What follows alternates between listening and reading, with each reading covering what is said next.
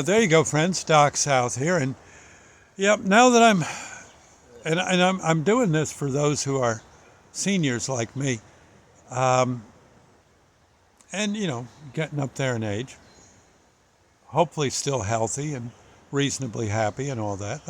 Honestly, I can't kick. I feel like I'm very healthy from the exercise I get at the supermarket. I have good friends there. I have a wonderful wife, good kids, live in a very nice home. Uh, as far as Sandy and I are concerned, it's great. About all we need. And, life, all in all, isn't too bad. The But one thing I especially like to keep an eye on is now that I'm older, I've got to be a little careful with driving. And I've pretty much, not always, but only in cases of extreme emergency, I've pretty much banned myself from driving at night. I don't particularly think it's a good idea. I don't have now that I'm older, I don't have the world's greatest eyesight. Um, and all I need is someone to hit me with those, hit might be a bad word, but someone to approaching, hitting me with high beams and stuff. And if I'm on a curve, I might have some trouble. Okay. Um, or even just the headlights coming at me on a straightaway could be tough. All it has to do is the car only has to move a foot or two to either direction, and next thing you know, they're calling on the ambulance. I mean, at one time, and also I find that driving. I should mention first, I find it very wise for me not to try to break the world's land speed record anymore. It's When I drove an ambulance, there were times where we drove very fast. I mean, ooh, fast. Yeah, like fast, and praying all the way fast. But again, that was for the patient we were going to see, or the patient that was in the back with one of our duty crew, and the duty crew fellas hollering, "We got to get there fast, fellas, go!" And we pretty much, if you had that request from the guy in back, well, that's what you did. And it was there was times it was scary and excruciatingly dangerous, but so far I've lived under such circumstances.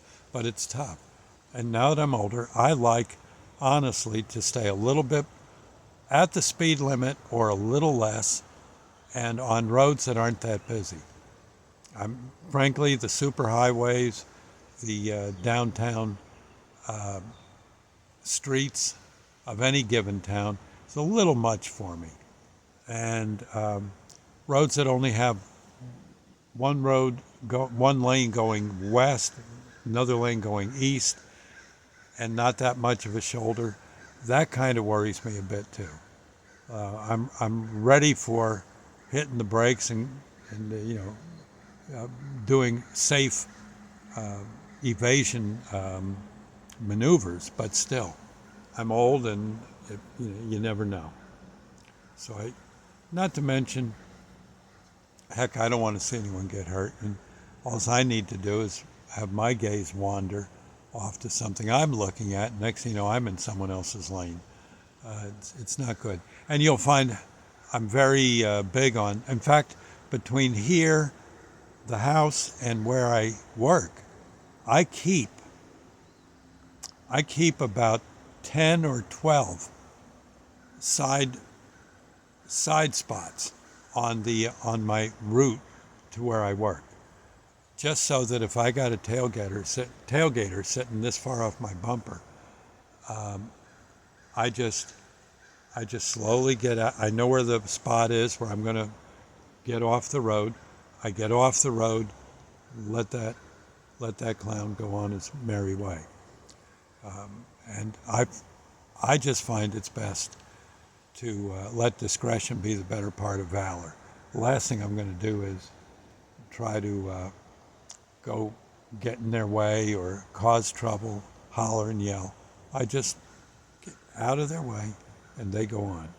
And in a lot of cases, they're down the road, before I even go a half mile after letting them go. You can't even see them anymore. So they're doing 50 to, I'd say, 80 on a road that is is set for 55 or 50, and they sooner or later that's going to come to haunt them. I know when I was younger, now and then that kind of thing came to haunt me, and you've got to be careful. Doggone, it's a car. You can really nail someone, or run over someone's dog, or hit a mailbox. I mean, it's really the best thing to do. Keep it at the speed limit at the least. Maybe a mile or two per hour more, but you really want to watch it, especially on the country roads, or any road for that matter. Keep your distractions to a minimum. Something pleasant on the radio so you don't start getting all worked up over the state of this or that. And just maybe a prayer or two before you take off. Takeoff's maybe not the right word, but before you disembark, shall we say, for your chosen destination. Treat it like you're, like you want to live. and you'd be surprised just how much better that car will respond in a jam if you're not trying to be the first car in outer space by going too fast up a hill or what have you, or sitting this far off someone's bumper. You can't stop in time under those circumstances. You just can't do it. You can try.